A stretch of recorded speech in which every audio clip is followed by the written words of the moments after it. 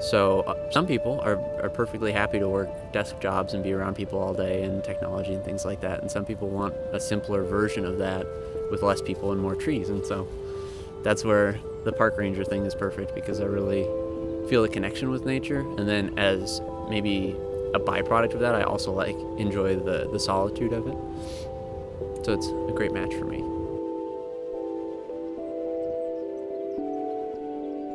I'm Kevin Szilagyi, interpretive intern at the Sumter Valley Dredge State Heritage Area. Actually, I took one of those tests in high school that says, what you should do when you grow up, and it was teacher, firefighter, carpenter, and then forest ranger. And so I found a job where I could do all four of those things.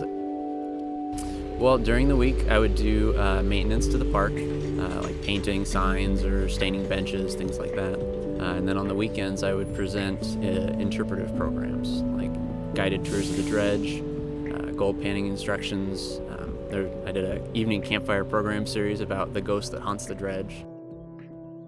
I've had a lot of jobs, but not very many that were fulfilling, I guess. And so teaching people about history and particularly at the park that I was at, the culture of the area and how it affected the natural resources in the area was really interesting to me. And so sharing that enthusiasm with children, with guests, was really fun. So. The dredge is right next to the little town of Sumter, which has 174 year-round residents. There are 6 streetlights in the entire town. There's not a stoplight. There's one paved road. So when you walk down the street at night, even though you're under street lamps, it's the most stars that you've ever seen. I mean, you're basically at the very end of most of what civilization is, and so basically any direction you go, there's just forests and mountains and stuff. A lot of times at night, I would get home, take off my ranger uniform, and go wandering out in the woods or in the tailings. And when there aren't any people to talk to that are around, and there's nothing really that you have to do, you just have a lot of time and a lot of silence. And so that's where your mind wanders to, thinking about what the purpose of life is, what your purpose is, the things that you've done.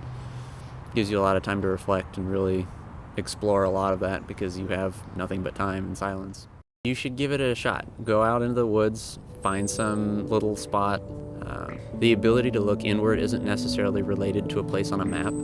You're never going to find a place, for me at least, that's far enough away from other people, because it seems like no matter how far I've gone into the wilderness, you still see trash or you run into other people.